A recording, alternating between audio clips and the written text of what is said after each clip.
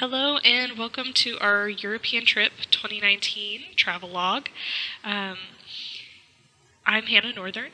I'm a reference associate at Midtown Library.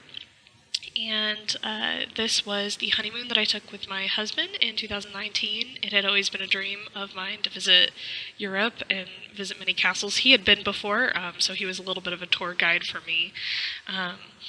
But we did get to see many castles on this trip, as you'll see, as well as many cathedrals, and we traveled through 9 different countries. We did not stop in all of them, but we traveled through 9. And this is our travel route right here on the left. We started in Amsterdam, and we kind of drove down and dipped down. We actually went through France twice. And Germany twice. We ended up in Germany, and we flew out of Frankfurt. Yes. Since it was our honeymoon, it was kind of a crash course in communication for the two of us. But we got through it, and we had a really good rest of the trip. We had planned to get to a museum, an art museum that was displaying many of Van Gogh's paintings and celebrating many of Van Gogh's paintings. But we got there just as they closed, so we just walked around the outside, and that's the building on the right here, in the right photo. It was a really beautiful building, and we got to walk around it and look at the greenhouse that was out there as well. It was beautiful. Amsterdam Central is just beautiful in general. It's full of life. Pretty much everyone is biking. I made the mistake of walking into the bike lane and almost got run over. So, just lots of people moving and taking care of business, but also enjoying life. That center photo of the ice skating rink was, to me, kind of the quintessential photo of that night. Just watching people have fun and enjoy life. Out in the cold night. It was pretty cold the whole time we were in Germany.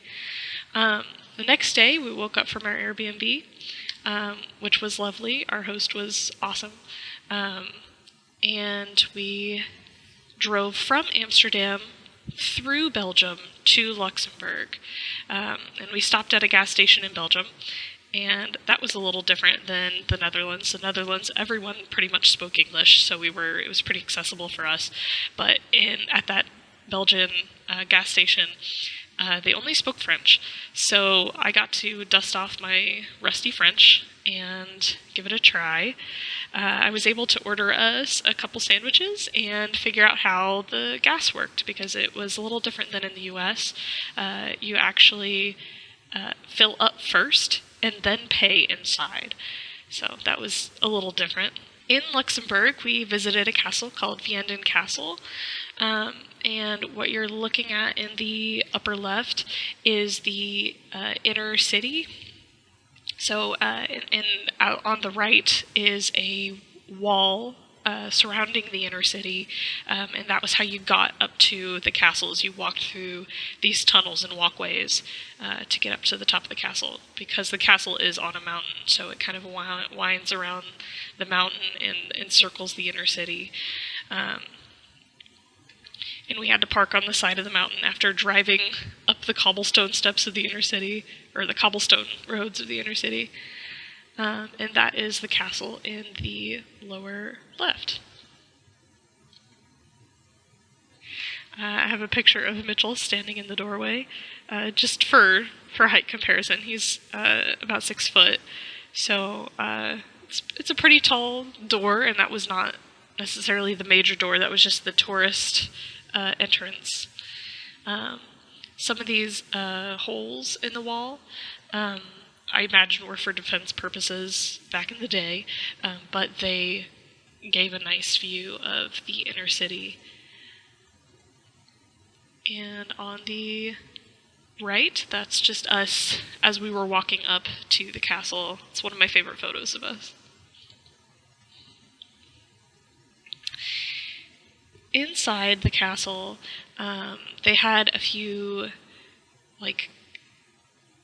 military things. So they had like weaponry and armory and this really cool trunk with a lock system that was really neat. I just had to take a picture of it.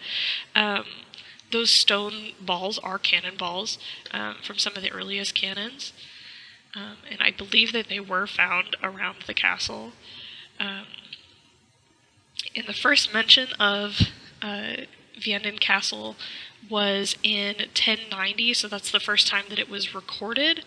But that does not necessarily mean that it was built in 1090, but it remained influential in Luxembourg courts well into the 15th century, and that's a long time for it to continue to be a government hub, a business hub.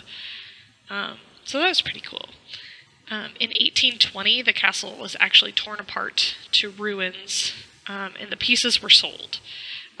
But the Luxembourg citizens were so angry that this happened that a person in their government bought the castle back and collected the pieces. The pieces were rounded up, and they just reconstructed it to the best of their ability. Reconstruction began in 1827, so only 7 years was it in ruins. But unfortunately, from 1827, the reconstruction was interrupted several times by wars such as World War I and World War II. So construction only actually finished in 1990, so this is a fairly new reconstruction of the castle, but it's been open for visits since. And on the left over here is, I think, the main gallery, and there's kind of an outer view of it, because you walk along a patio along the outside of the castle to get that view, and then you enter the gallery, and it was beautiful. The beautiful arching windows were so neat. On the right, there is a castle chapel. I imagine that this was like a private chapel for the family and anyone living in the castle at the time. So it was pretty neat. You could see the castle from a floor down. You can kind of see it, but there's like a hole in the ground, and you can look up from the second floor up to the chapel. That's pretty neat. Here we have the bedchamber and the private dining room. So this would have been for the family or whoever was living in the castle at the time. There was a grand dining hall, and it was quite large. I think they hold performances there now. So different artists will come and play. But this is the smaller dining room that I assume they would have used for like daily eating. And they have the castle kitchen here. They've got it set up kind of as if it were still a kitchen. They've got like fake garlic and herbs and spices, just so that you can kind of imagine what the staff would have been working with in the kitchens. There wasn't a whole lot of information the entire time we were kind of visiting these castles, because if there was information, it was in German or French, and they just don't value, I think, plaques as much as we do, so it was just kind of come and look and see and figure it out on your own. There wasn't a whole lot of history to be learned rather than experienced, which was kind of refreshing and nice to just go and look and then learn later. This was a well that's actually inside of the castle, so that's rather convenient for water fetching purposes. On this giant gear, and it was quite large. Like this gear, across it is probably as tall as I am, and I'm 5'5", so it was a large gear. Vianden Castle was also the filming place of George and the Dragon, starring Patrick Swayze. They made it kind of a big deal of this in one of the rooms of the castle. So I thought I might as well include a few pictures as well. There was also an adaptation of Sherlock Holmes, but it doesn't seem like it was very popular. On the right side, on the far right side, I think that is the grand dining hall. And they have tables set up, and they had all the actors and actresses lined up, and you can kind of see the windows. In those windows are some beautiful stained glass. And the lower right photo is one of the castle gates that we walked through.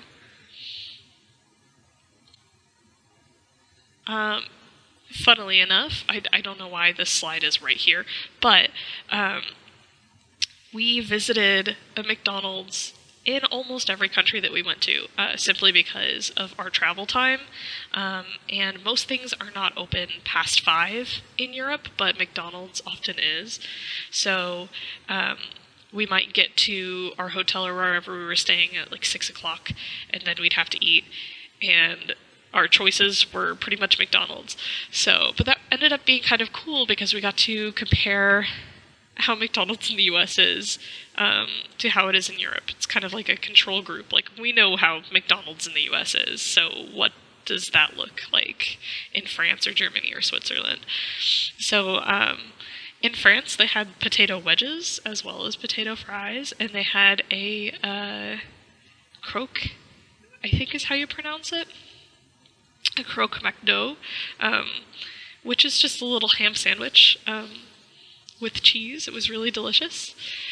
And then we have, in Germany, we had currywurst. So they had like little sausages cut up with a sauce and curry on top. But other than that, it was not very different. They also had chicken wings and curry sauce. But they mostly they had sausages in addition to their regular McDonald's lineup. And then in Switzerland, they had a Ovomaltine shake, or McFlurry, and that was pretty delicious. Ovomaltine was all over Europe, and it's not Ovaltine, it's Ovomaltine, and it's a Switzerland-specific product. Like it's created by Switzerland. So we went on a hunt trying to find some of that. I think I have a picture of it later in the presentation. But we stayed the night in France before heading to Germany. We just stayed in a hotel that was pretty westernized, or pretty Americanized, it seemed like. Or at least it looked like a Best Western, pretty much. But we got to visit a French grocery store. We got some wine and some orange juice, some chocolates. And I, again, got to use my rusty French to get the total from the cashier. It was just a cute little French neighborhood. We did not go to any of the major tourist attractions in France. It was mostly along the border of France and Germany. And then we dipped over into Germany to visit Rothenburg de Tauber, which is a classical German village. It is known as like the most quintessentially German village in Germany. It's a really cool walled city. There's like tunnels and pathways all along the wall. And on the right, you can kind of see the tunnel that we came up through to start on the wall. And on the left, you can see the wall continues around this pretty large city. It felt very Christmassy the entire time we were there. They were ramping up for Christmas because it was in late November. But they had, packages and evergreens, and the windows were decorated for Christmas. It was kind of neat. You can see a Christmas truck in the center lower photo. It had packages strapped to the top. But there were several pubs in like a classic German style, Bavarian style and you could see into people's back. So people actually lived in this city while we were there. Like it's an ongoing city. It's not just tourist attractions and stores. It's also a place where people live. So the upper right photo is of someone's backyard that they have very nicely landscaped, because when people can see into your backyard from the wall, you want to have a nice garden. So that was kind of cool.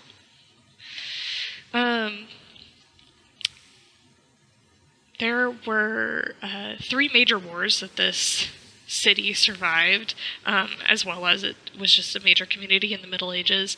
It was a major trading hub and government area. It houses several government buildings as well as a small cathedral, which the cathedral door is what you're seeing on the right. We did not, again, make it in time to visit the cathedral, but we did get to walk around the outside of it, and it was beautiful on the outside. Because of its historic importance as the most quintessentially German city, it was spared from Allied bombing in World War II. It was actually surrendered against Hitler's orders by a German commander to the Allied forces. And the Allied forces just said, hey, if you don't try to defend this city, we'll leave you be, because we know this is a historic city for Germany. And I just think that's a pretty neat part of their history. Like I said, it was all decorated for Christmas. I got to visit a German antique shop, which is what you're seeing here on the left. I got a few postcards, as well as a beer tankard. There's a more proper name for it, but a beer tankard in the classical German style. And our first night in Germany was a little strange. So we pulled into the city. We did not know it was basically a bar with a hotel in the top of it. When we were renting it out, it was across the street from a pig farm. So it was just a really interesting night. All of the beds are made up like this, as you can see in the center photo.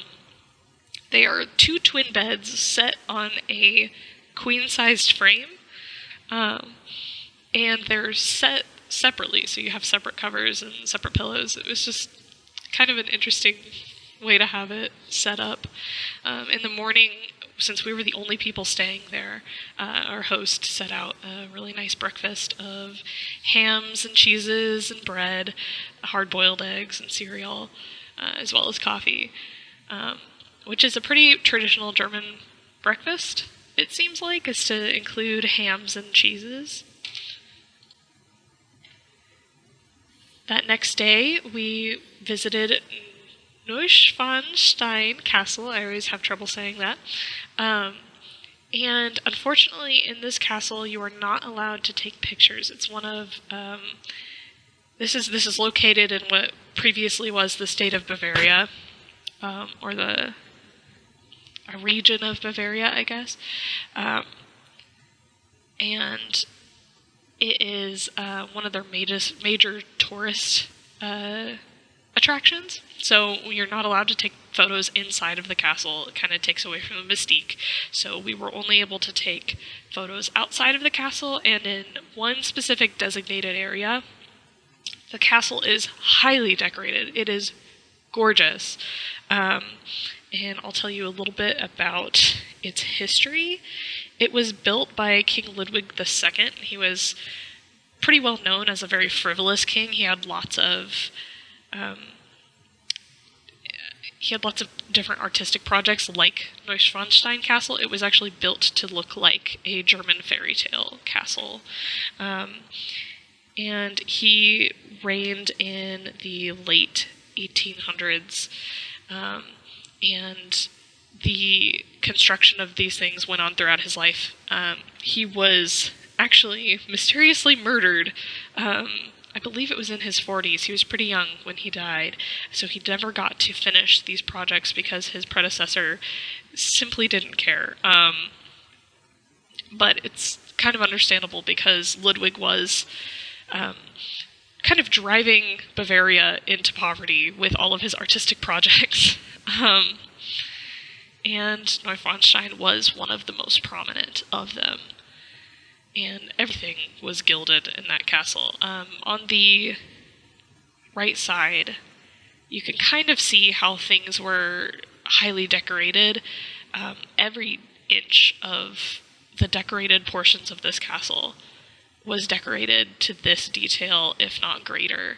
And much of it was gilded in gold, encrusted in like real jewels. It was very, very cool. There was a cove that he built into the castle with stalactites and stalagmites and a working water feature. And there's a lot of swan motifs throughout the castle. In the middle, you're seeing a cake pan or a bread pan that would bake bread into the shape of swans and be served at very fancy dinners. Only about a fourth of the castle, if not less, is decorated. It's only a fourth of it is finished. The rest of it is whitewash walls, kind of like what you're seeing behind the bread baking implements. It's just whitewash walls, very, very simple. It was left unfinished because Bavaria simply didn't have the money, and because King Ludwig II died in the middle of the project. On the left side, you can see the little village below here. It's very touristy, but very nice. There are horse-drawn carriages that you can take up the mountain to get to the castle, and they charge a pretty hefty price, so Mitchell and I walked all the way up the mountain and regretted it, but we got there. You can also see out this window, it's really tiny, but kind of on the right side of the photo is Hohenschwangau, which is a smaller castle not built by Ludwig, and it is often regarded as the ugly castle simply because it is next to Neuschwanstein, the pretty fairy tale castle. We did not get to go to Hohenschwangau, unfortunately, but I think I would have enjoyed visiting the ugly castle.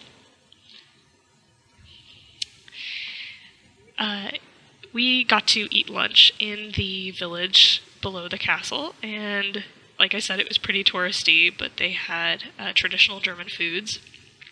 They had sausages of a couple different sorts. I do not remember the name, and pretzels and sausage and pretzel sauces, as well as Mitchell got to try a dark Bavarian beer. He was very happy about that.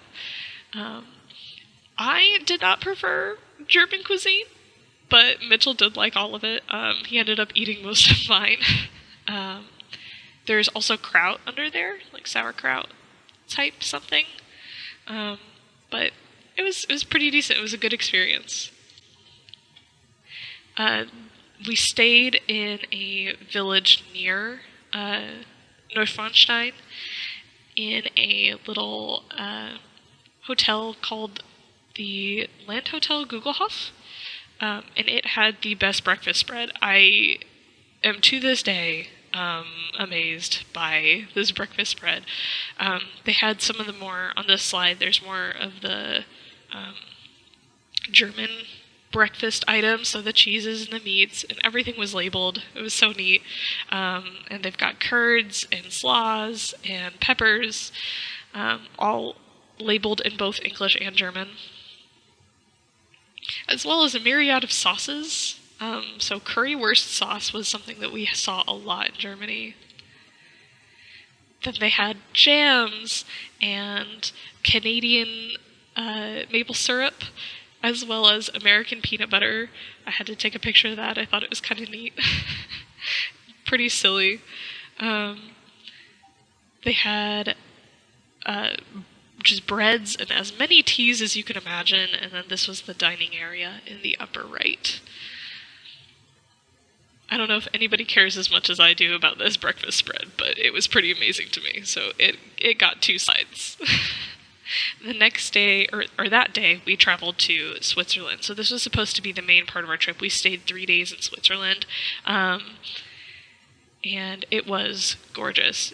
Driving into the mountains, the pictures truly do not do them justice. It's such an overwhelming feeling that you get when you're driving into a range of mountains like this. The photo on the right is actually, a photo of taken on a train, which I'll go back one. They also do have a separate currency from the rest of Europe, so Switzerland is independent of the EU. And everything is far more expensive there than in the rest of Europe, in my experience. We took a train the next day from Switzerland to Milan, Italy. This train on the left-hand side, the interior of the train, this is an Italian train, so we took a connection from a Swiss train, which was very on time, to the Italian train, which was 15 minutes late. Both there and back, and the train. Milan, Italy was beautiful. It might have been my favorite part of the trip, walking through Milan, Italy. The streets were pretty narrow, but there was so much going on. There was fresh flower stands, fresh fruit stands. On the right is the train station that we pulled into. And then we just walked the rest of the way to the cathedral that we were going to visit. Like I said, there was fresh fruit. They very much value fresh foods in Italy. We got to eat dinner at a really cool Italian place.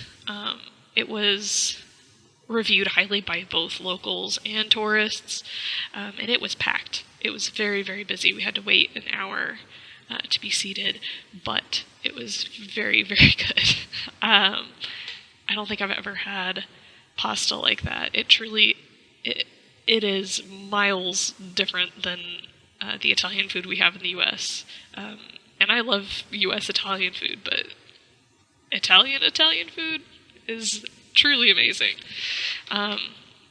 We also got gelato while we were there, so I just wanted to take a food picture. The gelato was in the shape of roses, which was really, really neat. We visited the Duomo di Milano, which is just the Milano Cathedral. And wow, it was gorgeous and huge. I'm actually standing on the roof of the cathedral in the right-hand picture. Every little bit of this thing was decorated. Every little nook and cranny has a saint carved into it, or some sort of design that has religious significance. It's just packed. This is the interior of the cathedral, and this is like the main entryway on the left-hand side. So if you know how cathedrals are set up, it's usually in the shape of a cross. So this is the lengthwise piece of the cross. And in one of the wings is that center photo. They had candles lit so that you could pray and light a candle. I did do that, and it was a very neat experience. They also had confessionals in several languages. So in outside of the confessional was a label of what language was spoken in that confessional. So that was pretty neat. I did not end up going in. I was too afraid. So I just passed on. But they, on the far right, there is like these columns. I just wanted to show the scope of how large this cathedral is. And how big the stained glass is. And there's a man walking. This thing is giant, and it was built on it was built on a very early church. So in the basement, there is actually the earlier church setup, or the earlier cathedral underneath, or which this cathedral was built on top of. Then we have the shopping center also in Milan. So Milan is a fashion center of the world.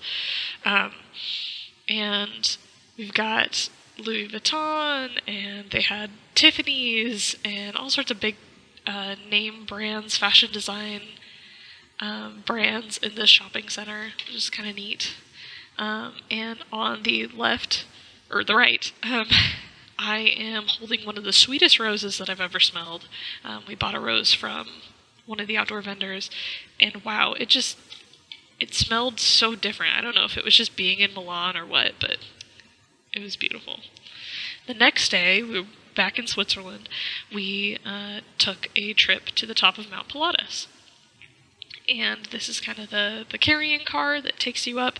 There's this one, and then there's a second larger car that would take you to the very top. There we are at the midway point on the left. You can still kind of see parts of the mountain. Unfortunately, it was snowing that day, so when we got to the very top, which is the photo on the right, we basically couldn't see anything. I could not see my phone in front of me to take that picture, so that was the best that I could do. There was I was astonished that there was birds at the top of this mountain, but I had to take a photo of this little guy. He was pretty neat. And then below that is kind of a picture of what the visibility looked like at the top of the mountain. It was not good at all. So we were 7,000 feet above sea level. We also visited Lucerne, Switzerland, which is pretty close to where we stayed. Lucerne is a really nice town. They've got a lot of history there. This bridge on the right side has a bunch of medieval era paintings, and I believe that they've been preserved there behind glass for a very long time, so people have taken them down and restored them and put them back up. But they're so neat. On the left-hand side is a monument to Swiss soldiers, or Swiss, what's the word? It's a monument to Swiss mercenaries. So, though Switzerland does not participate in many wars, they do have mercenaries that go out, and this fallen lion is to pay tribute to them. It was also in Lucerne. The next day, after visiting Lucerne, we visited Austria, France, which is on the border of France and Germany. And it was in wine country, which was gorgeous. This restaurant was looking out over a vineyard. And we had wine and steak and frites. So I got to use a little bit of my French. Again, don't have a whole lot, but it was enough to order and do the payments. So the fries were a weird choice to me, but it was delicious. The steak was wonderful, and the wine was very dry. Oh, again, we got some cut off. I apologize, on Château de Haute Cossingborg. This castle was again built in the 11th century, but it fell to ruins at some point, and it was also rebuilt in the 1800s. It was restored in 1899 by Wilhelm II in the wake of the Franco-Prussian War in order to kind of incorporate the region into the newly established German Empire, so it was an act of good faith to the people of the region that he rebuilt this castle. And most of it, unlike the first castle that we saw, most of this castle is not original. They were not able to round up all the pieces, but what they did was take the pieces that they could round up, and use them as inspiration, and also the floor plan that was still visible in the ruins, to use it as inspiration to kind of reconstruct what they thought a castle of this time period would kind of look like. So it's more of like a reimagining of the castle. We saw some graffiti from around that time on the far left side of the screen. I just thought that was kind of neat. It's clearly German graffiti. I can't say a whole lot about any of these slides because there were not many plaques, but it was a beautiful interior of the castle. Everything was painted or carved in some way. And in the upper right, those are some of the actual artifacts from around the area that they were able to collect to influence the reconstruction of the castle. This was our last night in Europe. We said goodbye in Frankfurt, Germany. We had the best ramen of our lives in Frankfurt, Germany. And we headed out the next day out of Frankfurt Airport. I had to get one last photo of the Mercedes. After we had driven it through 9 countries, it got quite dirty, but we were pretty sad to see that car go. It was a wonderful trip. It was a whirlwind trip, and I would love to visit again. I hope that you had a good time listening to me ramble on about our journey. And thank you for spending this time with me.